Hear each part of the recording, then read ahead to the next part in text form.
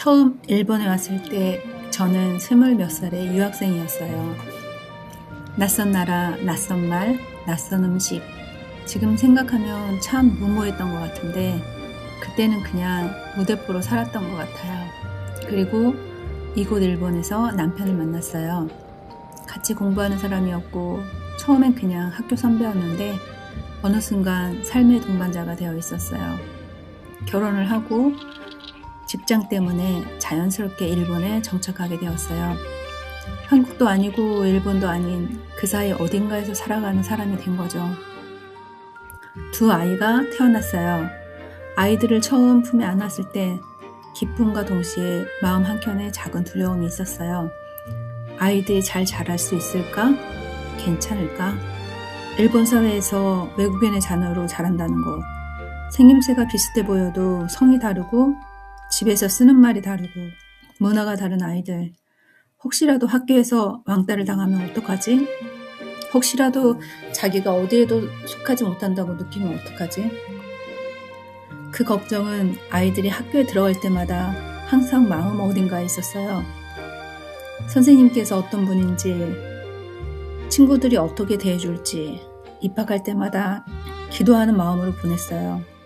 그런데 감사하게도 아이들은 정말 좋은 선생님들을 만났어요. 아이 하나하나를 소중하게 봐주시는 선생님, 다름을 이상하게 보지 않는 분위기를 만들어주신 선생님들, 좋은 친구들도 만났어요. 아이들이 돌아와서 오늘 하나코짱이 이런 걸 같이 해줬어 라고 신나게 이야기할 때 다행이다 싶었어요. 그때의 안도감은 지금도 잊을 수 없어요. 아이들이 잘 자란 데는 분명히 좋은 환경의 도움이 컸다고 생각해요. 하지만 저도 한 가지 다짐한 것이 있었어요. 집에서만큼은 아이들이 사랑받고 있다는 걸 확실히 느끼게 하자. 저는 아동정신과 선생님들의 책을 많이 읽었어요. 특히 아이의 마음과 발달에 관한 책들을요. 그 책들에서 제가 배운 것이 있어요. 아이에게 가장 중요한 건 집이라는 공간이 안전기지라고 느끼게 해주는 것. 밖에서 어떤 일이 있어도 집에 돌아오면 안전하고 따뜻하다고 느끼게 할 것. 그리고 그 안에서 자기가 사랑받는 존재라는 걸 알고 자라는 것.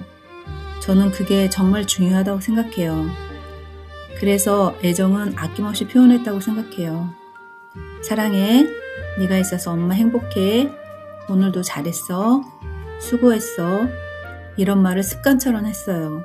하지만 동시에 질서 없는 사랑은 아니어야 한다고 생각해서 사람으로서 지켜야 할 것은 지켜야 한다고 분명하게 가르쳤어요.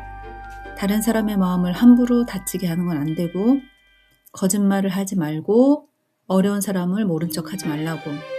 그리고 저희 가정에서 빠질 수 없었던 것이 하나 더 있었어요. 바로 신앙이에요. 저희는 크리스찬으로서의 삶을 중요하게 여겼고 아이들에게도 자연스럽게 그 안에서 자라도록 했어요. 저의 교육과는 완벽하지 않았지만 진심이었다고 생각해요. 초등학교 2학년 때의 일이었어요. 아이가 학교에서 돌아왔어요. 엄마, 오늘 재밌는 일 있었어. 밝은 얼굴이었거든요. 친구들과 운동장에서 게임을 하고 있었는데 평소에 좀 심술궂기로 유명한 아이가 게임에서 지자 화가 났던 모양이에요. 그 아이가 큰 소리로 외쳤대요. 너네 나라 가! 그 말을 듣는 순간 저는 가슴이 철렁 내려앉았어요. 그래서 괜찮았어? 아이는 빙긋 웃으며 이야기를 이어갔어요.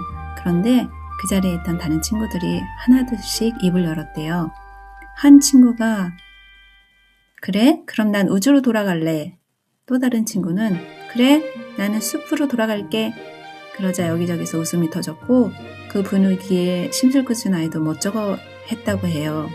저는 그 이야기를 듣고 아이의 친구들이 차별이라는 말의 개념을 잘 모를지라도 본능적으로 친구 편에 서 있어 주었구나 라는 생각이 들어서 참으로 기뻤어요. 시간이 정말 빨라요. 왕따가 걱정되어 가슴을 졸이던 그 작은 아이들이 어느새 취업을 하고 자기 자리에서 일을 하는 사회인이 되었어요. 처음 아이가 정장을 입고 출근하는 뒷모습을 봤을 때 정말 기뻤어요. 이 나라에서 이렇게 잘 자라줬구나. 그 감사함은 말로 다 표현할 수 없어요.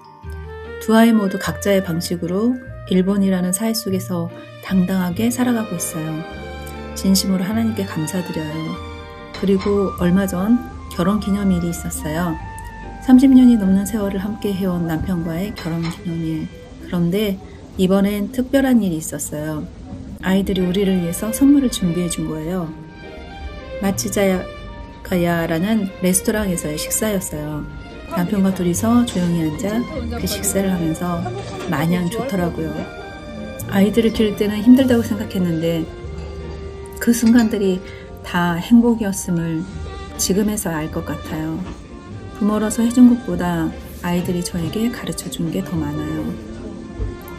30년 넘게 일본에 살면서 때로는 힘들었고 때로는 외롭기도 했어요.